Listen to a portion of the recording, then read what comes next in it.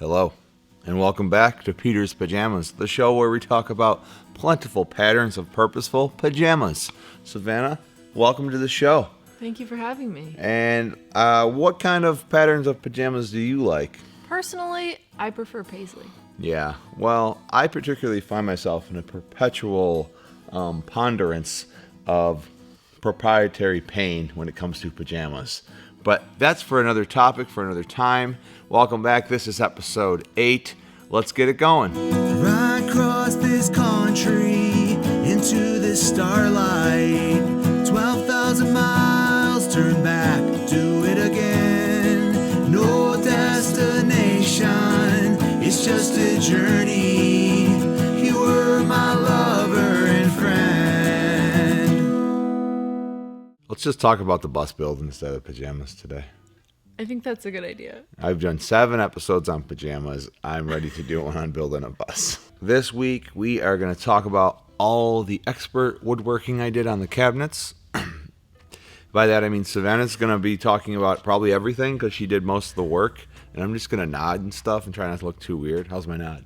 It's great. I made the upper cabinets, the kitchen cabinets, and also the closet at the end of the bed. Drew helped with the install of all of these things, so we're going to walk you through the 3 types of cabinets that went up in the bus this week. The first cabinet that went up is the upper cabinets or the overhead cabinets. We have 3 of these. One is above the kitchen, one is above the headboard of the bed, and one is above where our heater will go and the booth couch bed area. We decided to make these cabinets out of 3/4 inch cabinet grade birch, and the first step for this was to cut the bottom of the cabinet. That's the long strip on the bottom that you'll see when you're looking up at the cabinets from the bed or the couch area. The next step was to make a template for each of the dividers that go in the cabinet. You want the overhead cabinets to be at a 90-degree angle when you look down the end of them. You don't want them to tip down or tip up. So the dividers have to sit at that angle but flush against the wall and the ceiling. So that involved little angles, and making a template is just the easiest way to figure all those things out. So we made the template out of cardboard, cut even little pieces of wood, and then traced the template onto each one. We cut the 2 angles on the miter saw with the slide. Our miter saw slides back and forth. We tried to do it with a jigsaw, but it was just a little too wobbly, and then when you tried to press it up against the ceiling, there were little gaps. So doing it on the miter saw got a nice straight cut, and then we would go in with the jigsaw and cut out the little notch where we will eventually be running our electrical lines through the back of the cabinet. We made these cabinets so that the ends come down to the lowest edge of the bottom strip of wood, and each middle divider has pocket holes downward into the bottom piece. This is so you have screws going both sideways and down into the wood, so that if something happens and one of them fails, your cabinet doesn't come crashing down, and it's supported in multiple directions with different types of pocket holes.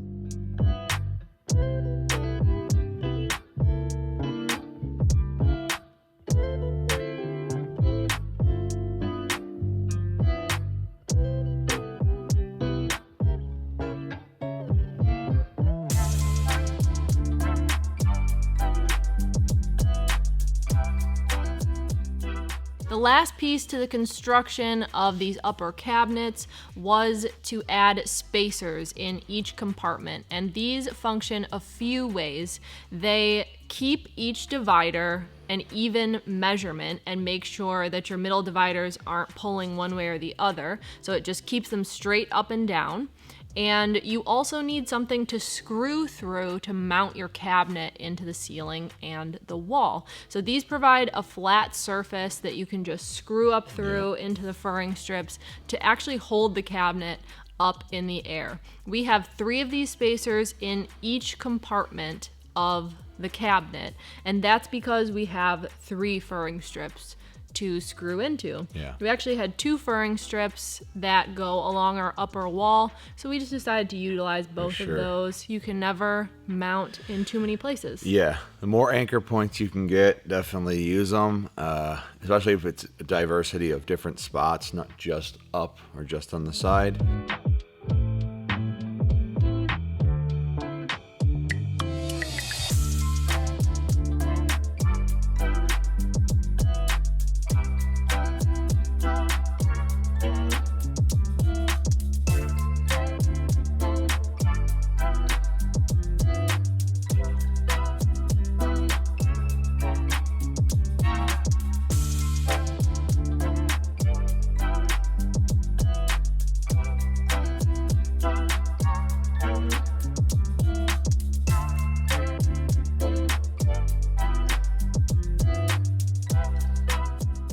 Once all 3 cabinets were finished, it was time to face them.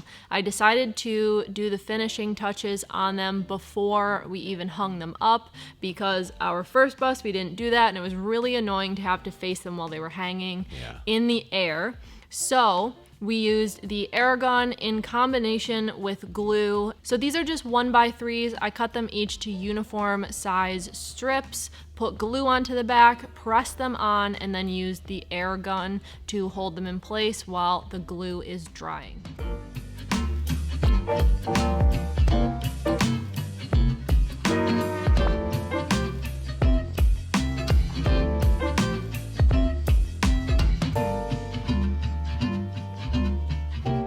The next step was to bring the cabinets in the bus and actually hang them, secure them to the ceiling and the wall. Now, it's a little easier with the bigger cabinet because you can actually get the drill inside of the cabinet, so you can get it where you want it, drill your pilot hole through the wood, through the metal, then run your screw in. With the smaller cabinets, it's a bit more challenging. You sort of have to get them in position, mark them, do your pilot hole through the wood, but then maybe, I think we used a screw with a hand driver just to mark where on the ceiling the hole needed to be. Took the cabinet back down, and then came back with the drill bit and drilled the pilot hole through that wood and through the metal. And then when we brought it back in, I think we had to use a hand driver. You definitely want to make sure these cabinets are mounted into the metal framing of the bus, or whatever kind of framing you have in your bus. We didn't want to mount just into the wood furring strip itself, because these cabinets are made of 3/4. They're heavy. You're going to load all of your dishes and maybe some pantry items. You're going to fill these cabinets with your belongings, and then you're going to drive, hopefully, miles and miles and miles in this bus, and so weight is just going to be shaking in these cabinets. Please mount them into something secure. So ours are into metal framing through the ceiling, the ribs that we had going side to side in our ceiling, but also we mounted into metal framing in the back of the cabinets as well. You almost can't do too much securing with these cabinets. The size of these cabinets was determined by the height of the shuttle bus windows. We wanted these cabinets to come down right to the top of the window and not go past it, because you don't want to block the window. And the depth was determined by our lower kitchen cabinets. When you're standing in the kitchen, you don't want the upper cabinets to come out farther than the kitchen cabinets so that you're bumping your head on them when you're standing in the kitchen. So they need to be more shallow than the kitchen cabinets, so it's just comfortable to work in the kitchen. And all of these cabinets ended up being almost exact replicas of the ones in our bus. The cabinet over the bed is a little bit deeper because it's just the headboard there. You don't have to worry about any window constraints or anything like that.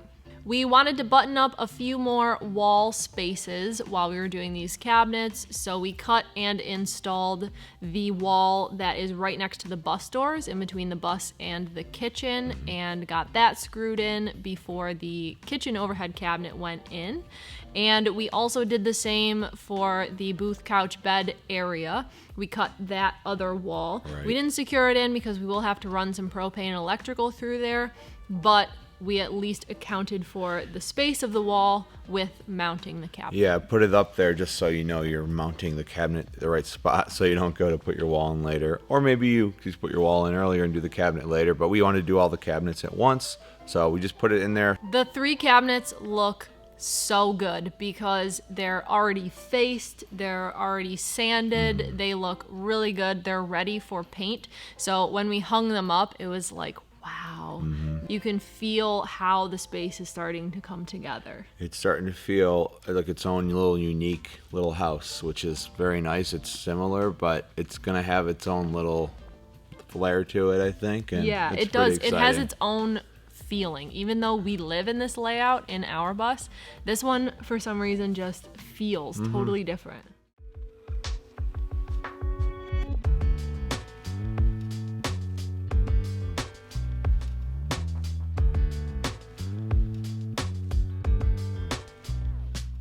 The next major piece this week was the kitchen cabinets, the actual cabinets that sit on the floor and house the refrigerator, the oven, the sink. There's a lot of different ways to go about making kitchen cabinets, but the way that I really like to do it is sheets of plywood spaced out by connecting pieces, really similar to the upper cabinets. It's all secured together with glue and pocket holes, and it keeps each of the compartments evenly spaced. I like it because it divides everything up into sections really easily, and then you have a lot of space for your drawer slides.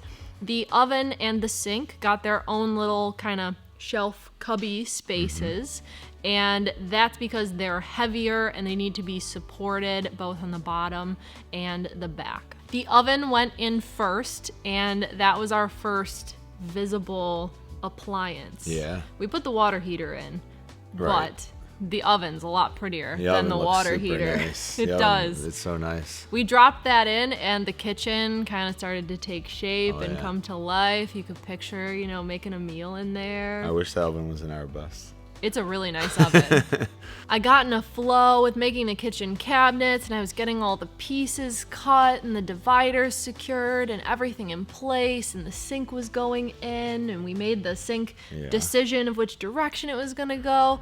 And then I realized that we were adding a window planter into the kitchen. So I forgot to make that initially, but I pulled it out, cut the piece, put a bottom on it. We're gonna do a metal box in there. It's gonna have to be custom made and welded together because it is a very specific little space, but that will be the same thing that we have in our bus. The window planter will just go in between the window that opens in the kitchen, so it'll be a nice little addition and bring some life into the kitchen. For sure. While this bus is very similar measurements to our bus, especially externally, the length and everything, it does have some differences. And one of those things is that the bus doors are wider than our bus doors. And we realized, since we were putting the kitchen on the same side as the bus doors, that was gonna cut into our kitchen space. It actually ended up cutting 6 inches off of our available kitchen space. And you're probably thinking, that's not that much in the grand scheme of a whole kitchen. And that's what I was thinking as well, until we actually started to plan it out and we realized we were going to have to make some changes and we wouldn't be able to just replicate our kitchen. Yeah, just a few amendments. You couldn't take the exact measurements over from what we did, but we were able to do everything and still get everything in there. We just had to do a few tricks. One big one was taking the sink and just flipping it sideways. Our sink goes side to side for the 19 inches. I believe it's 19 by 16. And so we did side to side with our sink, but with this bus, we were short on space. So we had to turn that sink. So the 19 inches is from the window to where you're standing. We figured out we could still fit the faucet, we could still fit a window planter, and we just had to move around where the inset knife block was gonna go. And by turning the sink, we could still fit a pull-out pantry into this kitchen. That was the item that was really going to be sacrificed if we couldn't figure out something different for this sink. And the pull-out pantry is one of my favorite parts of the kitchen. It is so convenient. That storage space means so much in our kitchen. Everything is stacked in this otherwise unusable space. It is really important for kitchen storage. But by turning the sink, we fit everything we wanted into this kitchen, and I think that somebody is really gonna love how much functionality is in this tiny little space. Sure. So the basic breakdown of the kitchen from left to right is very similar to the bus we're in now. You have your pull-out fridge and counter space above. Then you have your oven with storage beneath. And then you have counter and drawer space. Then your sink and some of your plumbing will be under there. And then you have your pull-out pantry, and it kind of gives you everything you need. This week was just the bones of the kitchen cabinet. There is a lot more that needs to be done to these. The storage space in the middle still needs to be divided. We'll have to face them. We'll have to make the drawers. But I like to wait for the drawers and the drawer slides to really finalize everything, because sometimes you have to move things and shift things to make those drawers work. So this was just kind of the bones of setting up the kitchen. It's starting to come to life as far as just the space that it's going to take up. So all the finishing touches and the doors and drawers and all of that will come in another episode, but this is a really big start on that kitchen. The last project this week was to make the closet that goes at the end of the bed. Now, this bus is a little bit narrower than ours. It's the same length bumper to bumper, but we lost a few inches on the side-to-side space. We had to fit a full-size mattress into this bus. You just couldn't do anything smaller or shorter, so that left us very little room at the end of the bed. But you still want to use that space. It shouldn't just go to waste. So we designed this funky little closet that has a lot of the same elements as ours. It still uses that space to the best of its ability. Our bed frame is constructed in a way that supports all the different elements of the bed and what is going around it. So eventually our bed will have a top that lifts to access the storage area. So the supports on the top are exactly that width to give support to that door. On the end of our bed, we have two supports really close together, and that is the bottom of our closet. It's supporting both the closet and the end of the bed. You may have seen when we made our bed frame, it has some strange looking supports on the top. That's what all of this is for. So I had to put the bottom of the closet in first and anchor that to the bed frame. Then I put 2x3 supports up that get anchored to the bed frame and also to the wall. So while the support itself is straight up and down, it actually ends up meeting the wall at the top. So you could secure that 2x3 right into the frame of the bus. Again, I am suspicious of anything that's not anchored into the metal framing of the bus. So that's always the goal with any big structure that we're building. So that provided just a really strong structural anchor point for the rest of the closet. There is also a strip of wood ripped down from a 2x3 that we anchored up into the ceiling. So this piece of wood got screws put up into it and also drilled into the metal framing. From there, I put on a big piece of ply to just skin the front of the closet, and then the little shelf area that comes out horizontally went on. This is because our closet, we essentially designed the bottom of the closet out of it. Yeah. So it comes up at the end of the mattress, then comes out, and then up. So we're taking back some of that space by bringing the closet out over the end of the bed. So once that horizontal piece was secured in, we had to make the divider between the closet and the kitchen wall. So we had to make a template for that and then screw that in so that it went with the curve of the wall, but also came down flush in the front. And then that was the side of our closet, and it was really coming together. You could see the whole structure at that point. That's when I cut the face and hung it up, but it didn't have the hole cut out of it yet. Right. I just wanted to make sure it fit, so it looked like this really weird walled off closet at that point. But we were gonna cut the face in it later. You could see how the closet took up space at that point. We took that front face back down, and now it was time to frame out the front overhanging part. It needed a little bit more support of its own, and I'm always trying to save weight and not build really bulky structures in these buses. So I decided to do an angled support piece that was anchored back into the 2x3s. Now that the front piece was supported and had some framing of its own, we could screw in the track for the sliding doors. We're doing closet doors just like we have in our bus. We like the sliding doors. They are kind of a cool use of the space because if you have doors on the front, they open outward into your bed area. Yeah. And it just kind of takes up a lot of space. We decided to do the same pattern that we have in our bus. This is kind of like a mid-century modern slatted design.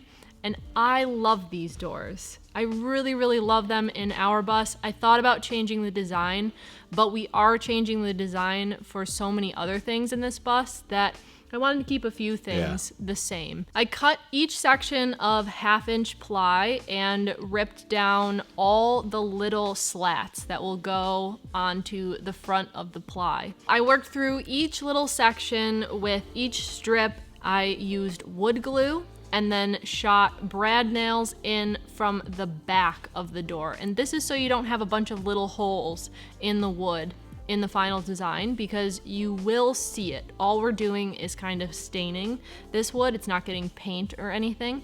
Now that they were all lined up and spaced, they looked great. It was time to stain them with water locks. We decided to paint them with water locks because eventually our countertops will be covered in water locks and we wanted all the woods to match in the bus. So they got 2 coats of water locks, allowed them to dry, and then we installed the door slide hardware onto the top of them, screwed them in, and then we hung them up. The moment of truth. So we brought the doors in the bus, hung them up, and they look really nice. They slid on the tracks really good. Then we got the face, put it on there, and that really frames them out. And yeah, they really look good. They bring a lot of character to the space. Like we said, the closet doors are one of our favorite parts of our bus, so now this layout will have the same kind of statement piece right at the end of the bed.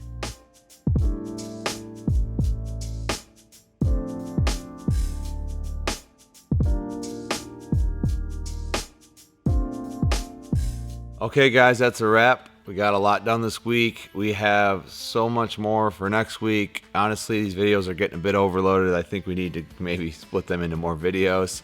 But I hope you're enjoying it, and I hope your bus build is going well. Week 8 is in the books. We think we have about another month left on this bus. It has really kicked into high gear recently, and we're feeling really good. We got a lot of big things coming up. So do all those things that you do on the internet, and we will see you next week.